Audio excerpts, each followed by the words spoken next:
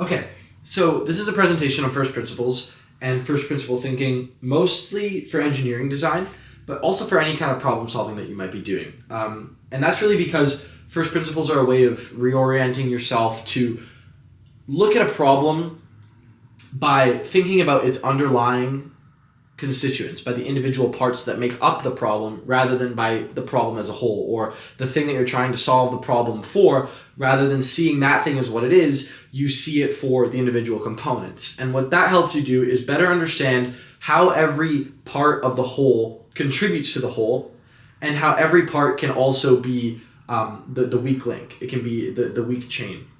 And so first principles are an idea that the idea of first principle thinking has been around for a very long time, but it's only really since probably the 21st century that we've started to call it first principles or first principle thinking, and that it's become popularized and being used now, particularly in the tech and engineering space. And that's really because it's become obvious that it's a very good way of approaching problems, because it helps you, like I just said, understand why things happen and how we can fix them. And so there's been a bunch of different people who are like large proponents of this idea of first principles all throughout history, but one of the more modern people who I'm sure everyone knows is Elon Musk. And so Elon is the CEO of two of the most technically advanced companies on the planet, which are SpaceX and Tesla. And if you go read books about him, he's got 2 biographies, and there's a book called The Book of Elon, and there's obviously infinite interviews and articles from when he was now and 10 years ago and 30 years ago when he was in his 20s and just starting out. If you go look at the interviews of him from when he was younger, he talks a lot about first principles and how his kind of orientation to entering the stage of solving these problems of space exploration in a cost-efficient manner, or renewable energy for cars, he was coming at it from this underlying philosophy of always approaching it through first principles. And that was kind of like his quote-unquote superpower, if you will. It's the thing that like he was using as his guiding force.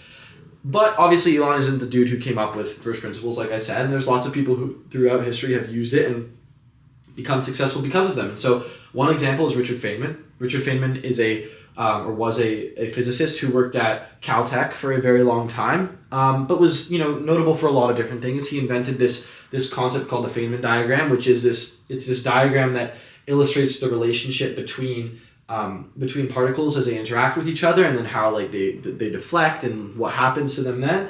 But he was also really famous for just the way that he thought about things. And so a lot of great thinkers came from viewing and observing how Feynman thought, which was this way where he understood physics and science to such a depth where the rules were just this like kind of almost innate thing to him. Like he didn't even have to think about stuff. He just knew, like it was just like so intuitive the way that he approached science that it actually became artistic in a sense. And in understanding the fundamentals so strongly, he was actually able to question the fundamentals of how everything worked. And that's what led him to create the Feynman diagram and to innovate the way that we think about science. And then, when people started to see that and realize the philosophy that he had kind of created there, the way that we think about a lot of different things. And so he's a really good example of someone who used first principle thinking. My next example is René Descartes. And so Descartes was a French philosopher.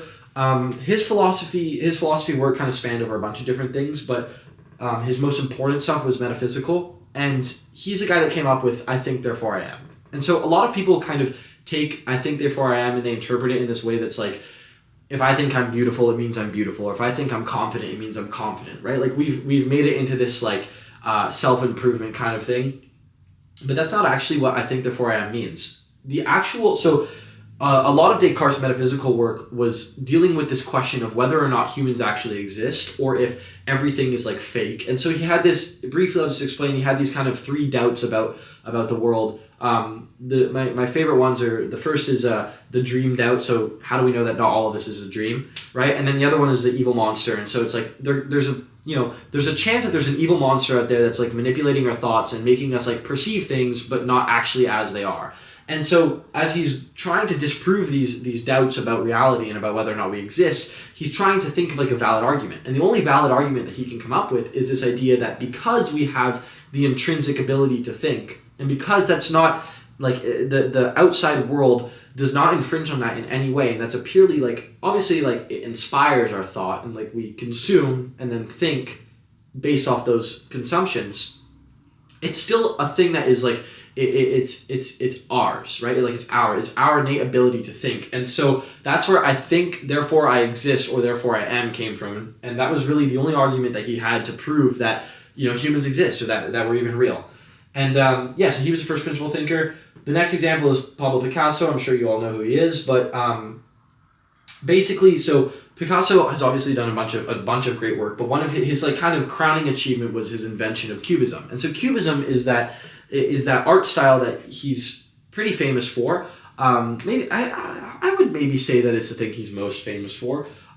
Where he would kind of like take faces and like animals and like people and stuff like that, and instead of drawing them like the usual like circular like 2 eyes here, mouth here, he would kind of make them like blocky and like weirdly distorted. And so like, you know, instead of 2 eyes here, there'd be like an eye down here and an eye up here, and like the face would be like a weird jawline that was like pentagon shaped instead of like 1, 2, 1, 2, 3 sides or 1, 2, 3, 4, whatever the anatomy of the jawline would be for an artist.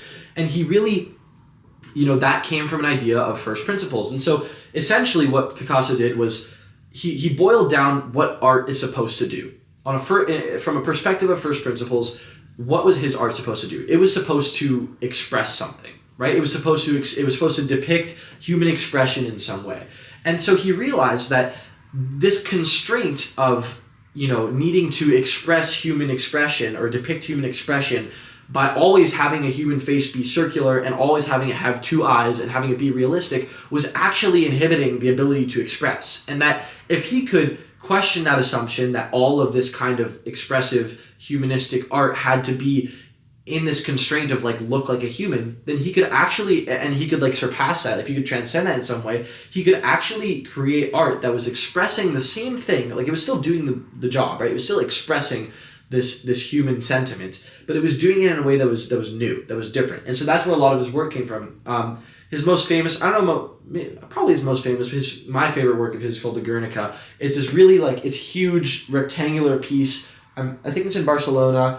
I think it's is that the Guggenheim in Barcelona or Madrid? I forget where the Guggenheim is, but it's in one of those cities. It's in Barcelona or Madrid, and it's supposed to depict this. During World War II, there was a bombing of this city, which I think is called Guernica. I think that's why they called the painting Guernica. And it's just a bunch of like innocent civilians who are bombed and like they die, right? And so the image is supposed to depict this like this idea of war and like the just like the horror of it and like how innocent people are just being massacred for like no reason. And he does it using the Cubism, and he does this amazing job at illustrating this negative human thing that's happening, which is war, in a weird like not human way, which is what he did, which is, you know, that was what he did with Cubism. And so that was his kind of application of first principles. My next example is Aristotle. So Aristotle is, you know, the OG. He was just first principled because like he kind of was one of the dudes who was starting to come up with a lot of modern thought, right? A lot of society stuff. Maybe not like the metaphysical things of like how we are, but definitely a lot of like how we interact with each other in a social setting was from Aristotle, from Plato, from Socrates, from the ancient Greek philosophers who had one of like, you know, the most sophisticated Western societies in ancient history. And then the last example is the one and only GOAT, Steve Jobs, who co-founded Apple. And really, if you look at any of his work, you'll see that first principles are kind of like that's the underlying thing that he like approached, or he used to approach all of his design for consumer tech. A lot of Apple's technology is obviously simplistic. And if you look even further back to like Apple I and Macintosh era, it was even more like pushing the boundary on simplism or minimalism. Like, you know, he invented the one-button mouse, which kind of like never, they still make that one-button mouse, but it wasn't, obviously, it's not as popular as a two-button mouse. But the point is that he pushed the boundary on those things because he was cutting out all of the noise and keeping only the signal. Like, he was cutting out the noise on things that just didn't matter. He was like, a mouse doesn't need 2 buttons. The keyboard has a control button and it's already there. So you just click control and then the one mouse button will become, it'll do the function of what there would be if there were 2 mouse buttons. And so he was using the first principle idea of, making things as simple as possible to create like this intuitive design for things that people would be able to better use. And so these, hopefully these people can help you, maybe convince you that first principles are worthwhile. So the next thing I think is important to talk about is like what a first principle actually is, why they're important, and how do we come up with them. So first principles, like I kind of mentioned at the start, are just breaking something down into its fundamental parts, and that really just helps us see things for what they are and better understand where problems are happening. So a good example that I usually use when I talk about this is this idea of a molecule. So like matter, like my arm, right, is made up of molecules. It's made up of it's made up of, God, I don't know, trillions of molecules, but like it's made up of 100 molecules, okay? And every molecule has one atom in it. Let's just say that. And every atom is made up of a nucleus every atom is made up of a nucleus which is surrounded by electrons. And every nucleus is made up of protons and neutrons, and every proton is made up of quarks, of up and down quarks. Every neutron and electron are made up of quarks. Everything's made up of quarks. And maybe, it's up for debate if the quarks are made up of strings and what like the fundamental thing of reality is. But the point is that we can take an actual thing like my arm and we can break it down, right? It's not just, you can break it down, sure, skin, bone, tendons, muscle, but you can then break that further down into molecule, atom, nucleus, proton, quark, and maybe even strings. The next example is a pencil, right? So like I got this mechanical pencil here and it consists of, plastic casing. It's got like the little grip. It's got your eraser that you can click. And inside there's a spring, there's lead, there's I don't know, whatever else is probably inside of this. And so you can break it up into its individual parts, into its constituents. And so, sure, you can apply first principles to like objects like my arm or like this pencil, but you can also apply it to an idea, to a structure, to a system. And so one of the examples that I had was the cost of an iPhone. So when you buy an iPhone, you're obviously buying the iPhone, but the cost of the iPhone isn't like the iPhone as a sum of the parts. The cost of the iPhone is the sum of the cost of the individual parts, right? And then obviously like the added labor and like whatever they upcharge you, 5 billion%. You can really, when you're looking at like assessing this idea of like, maybe Apple one day wants to cut the cost on their iPhone. If they just look at the iPhone and think, well, the iPhone 17 costs, $2,000, how do we bring it down? By just looking at it, you're not going to be able to figure that out, right? You're going to need to take the iPhone apart and look at the individual parts and look at how much they cost. Like, maybe you take it apart and you find out that everything in the phone is worth $200 or less. And that only the battery is worth $600. And so now you realize that you need to make your batteries more cost efficient. And so that's how taking apart the iPhone or taking apart the cost structure of the iPhone can help you realize, where there's inefficiencies. And maybe sometimes it's not even in the actual thing. Maybe sometimes it's like, the shipment of batteries from China where they produce them to America where they're selling them is too costly. And so they need to bargain for a better deal there. And so yeah, that's what it is. That's what first principles are. And then the reason that they're important is, again, because, they help us solve problems and they help us challenge the norm. And so they help us solve problems by locating a problem, understanding what the problem is, and understanding why it exists. This pencil is, again, a good example. There's an image of it there. But really, so if you have a pencil, right, and you're clicking it, and you're trying to get lead out of it, and maybe you're clicking it and no lead's coming out. If you look at the pencil, it's obviously not going to speak English to you because pencils don't speak English. And you don't have x-ray vision, so you're not going to be able to like see what's going on inside of this, right? And figure out like what's broken with it. So what you need to do is take it apart and analyze the individual parts like by themselves, and then also how they work together. And then when you do that, you'll see that, okay, I'm clicking it, no lead's coming out, but like when I take it apart and I put the spring on like the tube, I don't know how this thing works. We could take it apart and figure it out, but whatever. When you take it apart and you look at it and it's like, oh, the spring actually, is for some reason slipping over the thing. So it's not actually like, it's not contracting when you press this, and so no lead is coming out. And so you're like, okay, well, everything else seems to be working fine, but the spring's not working fine. What's the deal with that? And then you realize, the spring is actually like, it's too wide. Like the hole in the spring is too wide and it's slipping over the lead. And so then you realize, okay, maybe the material that you're making the spring out of is actually not durable enough. And after 1,000 clicks, right, it deforms and it becomes too wide to the point where it's actually unusable. And so then you realize that, after taking it apart and breaking the pencil down into its first principles, that the spring is the problem. And so then that helps you realize, like, okay, the spring's a problem. And so from there, you find the specific area of weakness, which is your spring. You disprove the old assumption that, whatever it is, aluminum is the best material to make it with. And then you create a new idea. And, maybe you realize that, like, your springs are going to be made out of galvanized steel. I don't know. And yeah, so that's why first principles are important. And then the last question is, how do you create first principles? Well, it's I think it's obvious and easy to get started, but it's hard to actually come up with a first principle or to question something to a first principle degree that then brings to fruition an important discovery. But really what you got to do is just be curious. Just ask questions and, assume that you're going to ask a stupid question because you probably will, but that's just like, how things go. And like, that's the whole point of this, is to ask questions about obvious things. There's an example that I like to use about doorknobs, right? Where every door, this is an assumption, but like say that every door up until like, the 18 or like the 1600s had a doorknob, right?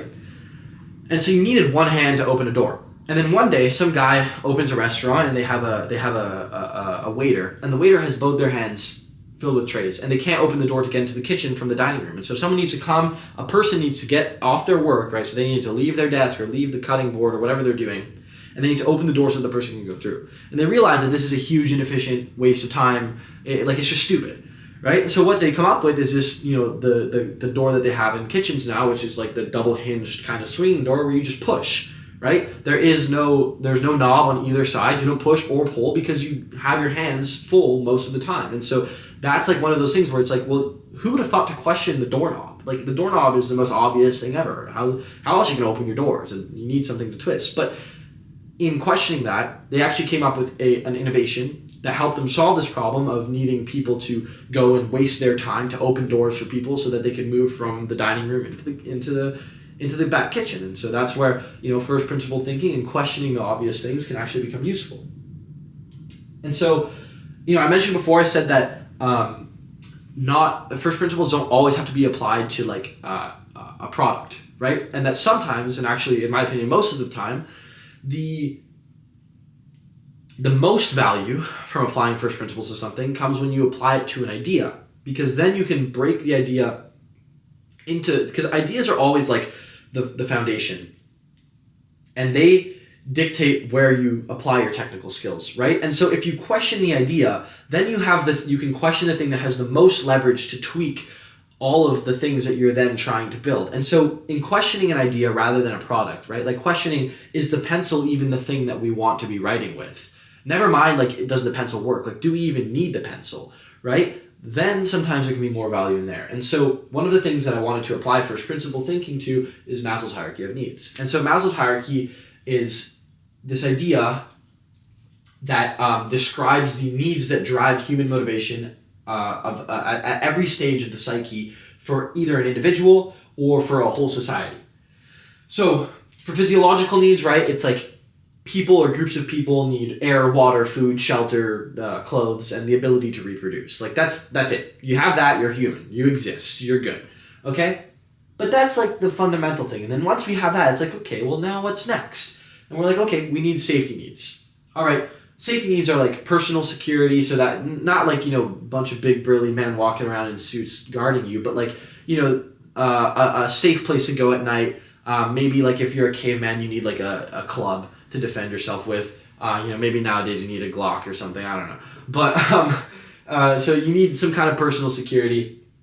Employment, right? You need to be able to sustain your resources. So just because you have food doesn't mean that like you're going to have food tomorrow, right? So if it's 2026, you need a job so you can buy food for the whole week. If it's 1026, you need to own farmland so that you can grow wheat and make bread and kill cows and eat steak and all that kind of stuff. So that's the next thing. And then after that, after you've fulfilled physiological and safety needs, comes love and belonging. And so love and belonging is wanting to be a part of a community, wanting to be a part of something that's more than just you. And so that's when like friends, family, and intimacy kind of comes into play. And then after that is when you get into this idea of esteem, of confidence, of the idea of like yourself, right? And so that's like, once you've fulfilled these things, then you're like, I want to be the best soccer player ever. I want to be the best, banker ever. I want to be the best pianist ever. I want to be the best, the best soldier that's ever served my country, the best warrior of all of history or whatever, right? And so that's when this idea of identity, of esteem, and of ego is born.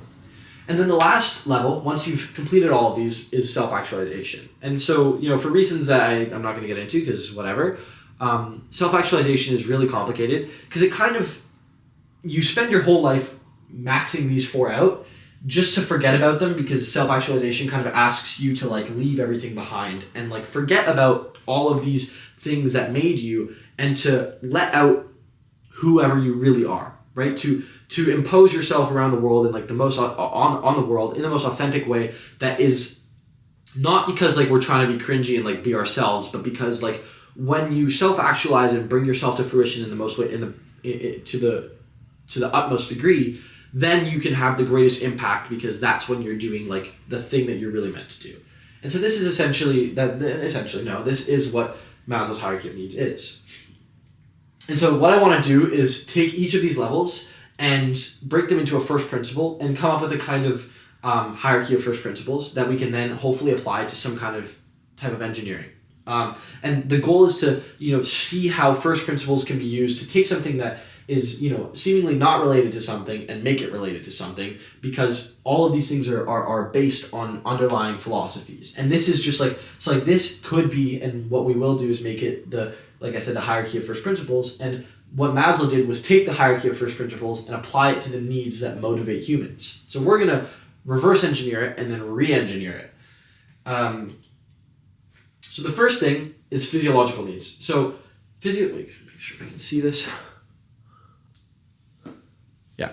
Okay, so physiological needs are like the things that people need in order to survive. We already went over this. And this is kind of like the essential property, right? So let's think about a car. In order for a car to be a car, it needs to go from A to B. That's about it. Maybe it needs to have 4 wheels and it needs to fit someone inside of it. We can play with the restrictions there, or the criteria there, but the point is that the essential property is a thing that allows a thing to exist. So if we run with this idea of the car, it needs to go from A to B, it needs to have 4 wheels, and it needs to fit 4 people inside of it. Okay, great. Once we've satisfied that, we have a car. But then what? Then comes this idea of safety and security. So safety and security is this idea of sustaining and cultivating the things that we've acquired that are our physiological needs. So in the instance of food, it's then being able to, grow food at home safely. In the instance of a house, it's being able to make sure that house stays up. It's strong. It's got heating and whatever else. And so this is the idea of cultivation. So the principle of that is cultivating the essential property. And so if we have a car, right? The car goes from A to B. Now we need to make sure that the car can go to A to B, and we guarantee that it goes to A to B every time, and that we have a way of sustaining that. So it's like, that means like it has ability to refuel. It's not like a one-time use thing. If it's like a battery powered, if it's an electric car, it's not a one-time use battery, right? Like we can recharge the battery and then keep going with it. And that cultivates the essential property. So it's allowing the essential property to sustain and to grow. Then the next part is love and belonging. And so this is the community idea. And I boil this down to the fundamental or first principle of purpose. And this essentially means that once you've made something that does the thing it's supposed to do, so you've made the car that goes from A to B, and then you've cultivated it so that it can do so on multiple occasions, now it needs a purpose. So the purpose is like, it needs to go from A to B, and it needs to be able to do that as many times as possible, and it needs to be able to do it over X, Y, Z terrains and under A, B, C weather conditions. Right? Like those are purposes that we then like implicate on ourselves, and that kind of gives us like something higher to attain other than just like the bare minimum. And so that's kind of what the purpose is. And then,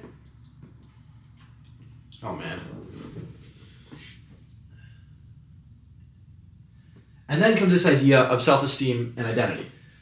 Or of self-esteem, which I boiled down to the first principle of identity. And so self-esteem, as we talked about, is this thing where you start to get into like who you are and what you actually want to be.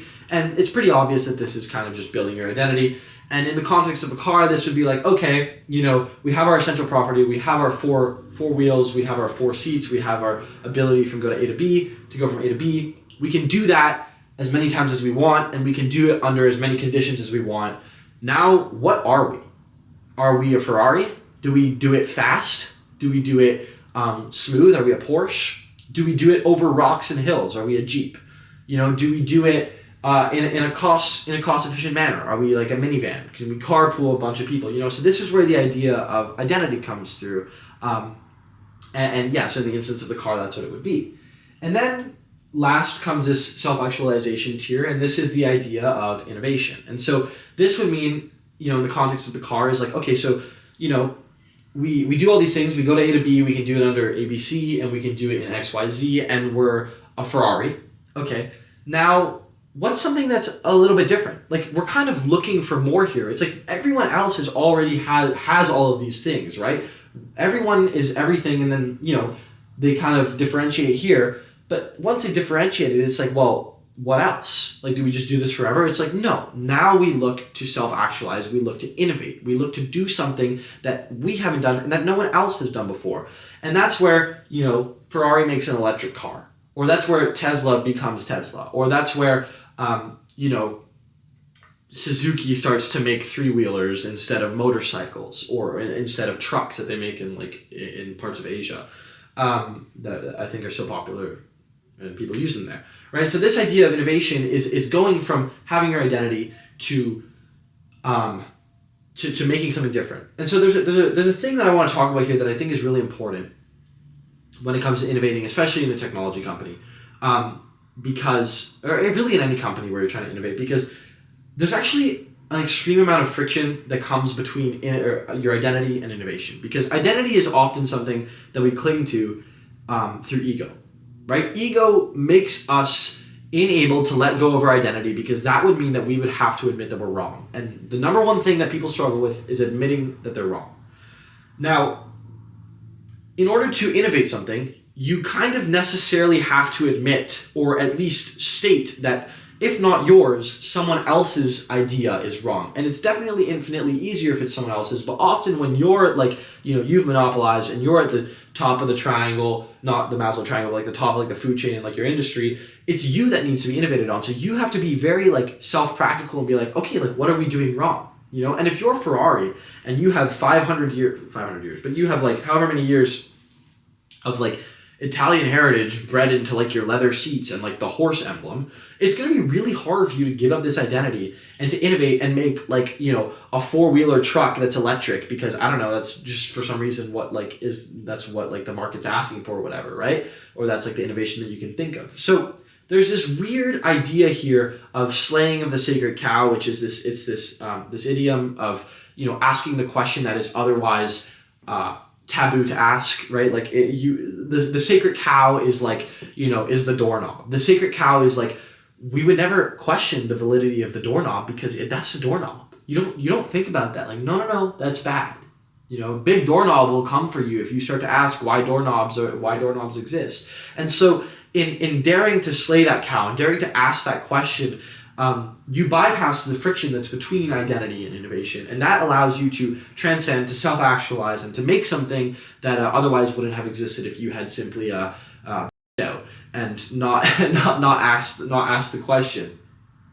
And so this is kind of what we have here, and this makes the hierarchy of goals. I was going to call it hierarchy of first principles or something like that, but I like hierarchy of goals. And so essential properties: cultivation, purpose, identity, and innovation. And so you may ask, what is the point of all of this? And so the point of all of this is because we are going to apply it to the greatest company of all time, in my opinion. Which is this is like low-key up for debate, but one of the greatest companies of all time, the greatest consumer company of all time for sure, Apple. And see how they use that idea in their how that structure, how the hierarchy of goals has been used throughout the lifetime of their company. So first we have essential properties, right? So this is a building phase, and it just means like in order for Apple to exist, what does Apple need? Apple needs a product to sell. If Apple don't got a product to sell, they ain't Apple. They just a bunch of dudes in the garage tinkering, and that is weird. So they need an essential property. Okay, boom, they got that. Apple won, right? Next. Cultivation.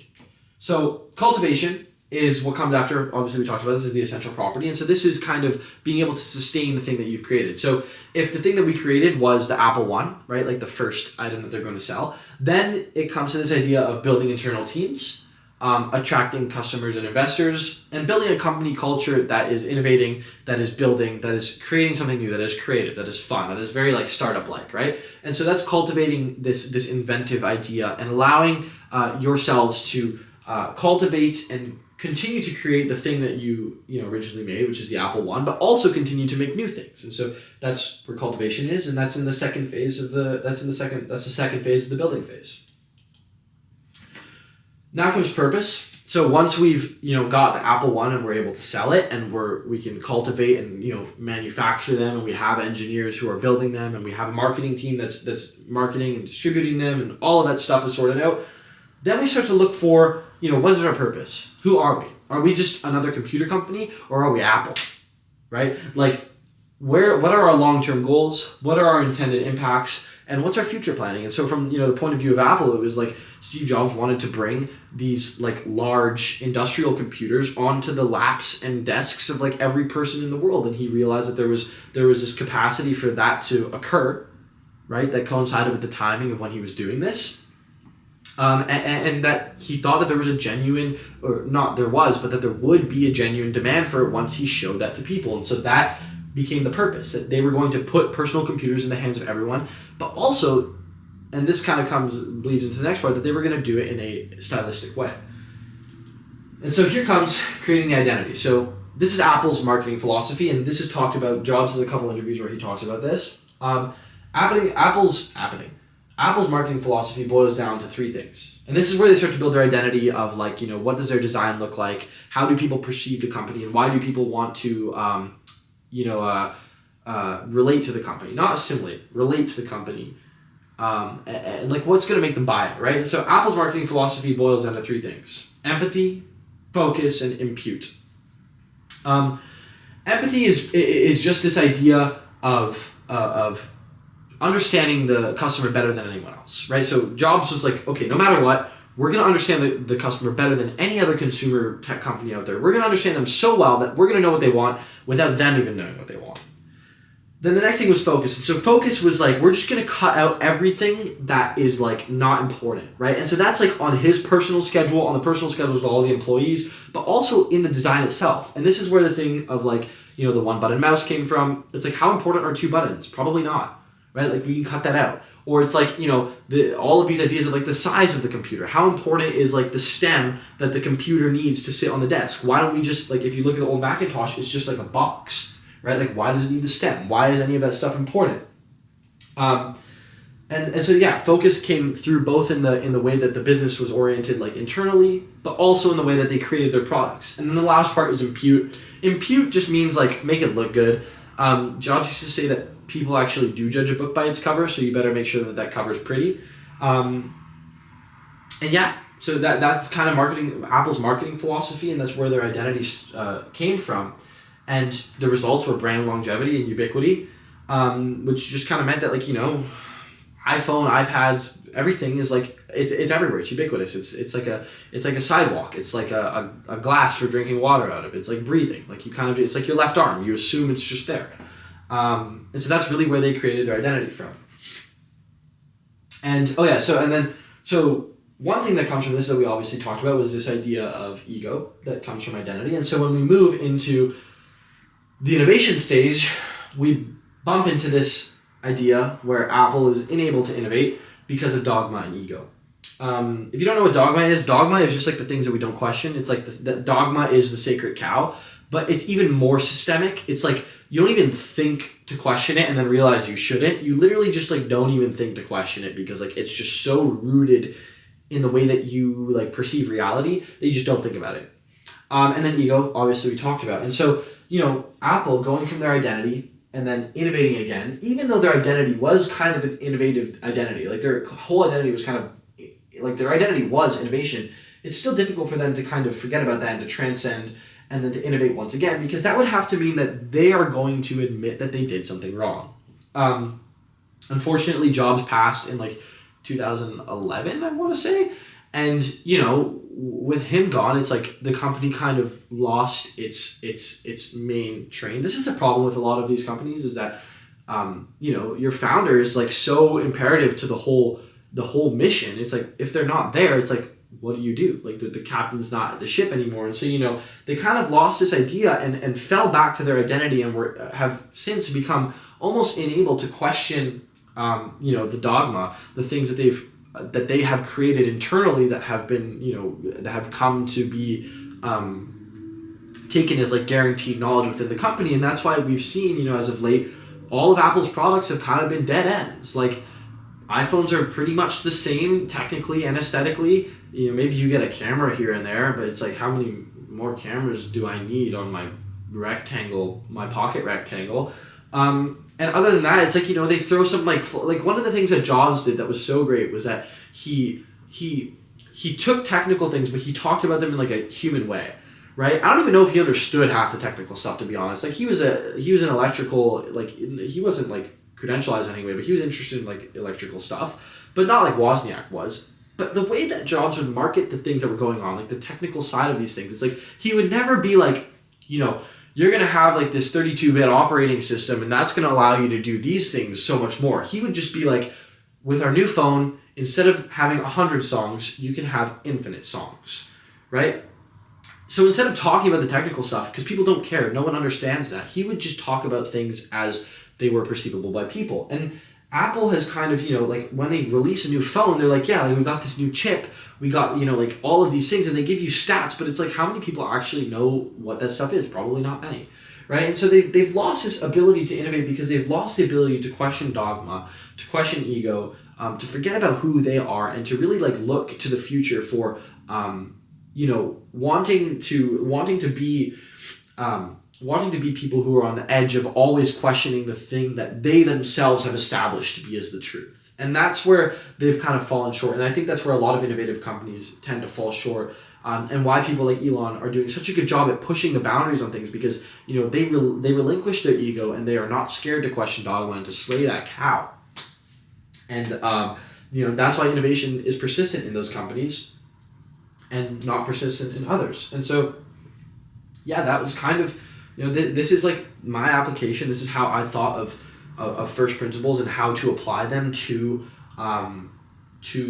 companies. How to take an idea such as Maslow's hierarchy and restructure it in a way that is able to reverse engineer it in a way that is first principled, so that then you can apply to other things, right? Like, that's kind of one of the key things about this, is being able to take an idea that is otherwise kind of like rooted in a context and be able to decontextualize it to make it general, so that then you can use those decontextualized rules and recontextualize them into something else that you want to do that wasn't the thing they were already contextualized in, if you get what I mean. I think if I try and like make that simpler, it's like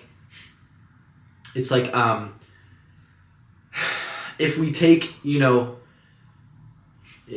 like a race car, right? And we're like, okay, the engine of a race car works on, 12 cylinders or whatever. And no, that's just going to complicate it even more. I'm going to start saying math. Anyways, I don't know. I hope that makes some kind of sense. I feel like that's important enough for, or that's logical enough for like someone to kind of understand. And other than that, I think this is a quote by Claude Monet. So Claude Monet's a French painter. He has some very beautiful stuff that I like a lot. I really like his work. And he started to go blind apparently towards the end of his career. Can you see this? Yeah, you can see this. He started to go blind towards the end of his career, and he would paint things in color. And I don't know when this quote came from. Maybe it came from when he was going blind, but or maybe he didn't even go blind during the end of his career. He was starting to go blind at some point. He was painting like he was his. I can't even start to talk about how beautiful this stuff is. It's like fields of flowers and stuff like that. He used to talk about how much he loved flowers. If all he had was flowers, he would be happy. He didn't care about anything else. And this is like a big bearded man just talking about how much he loves flowers. And when his vision started to go, he would just paint, and it would just be like blobs of color, but they were like still, because a lot of it was like watercolor. It was still like very beautiful blobs of color. And I really like this quote because I think it kind of sums up this whole idea of like everything is really just a perspective, and nothing is like a truth that we have to believe, unless it's laws of physics and stuff like that we must abide by might be true. But when it comes to like inventions and creations of man, all of these things are just interpretations of things that we think are true, and that it's kind of our duty as people to advance society, in our goal to advance society, to question them and to not take anything for granted. And so to see we must forget the name of the thing that we're looking at means what it does, and I'm sure that you can figure it out because you're probably smart. Yeah. Thank you.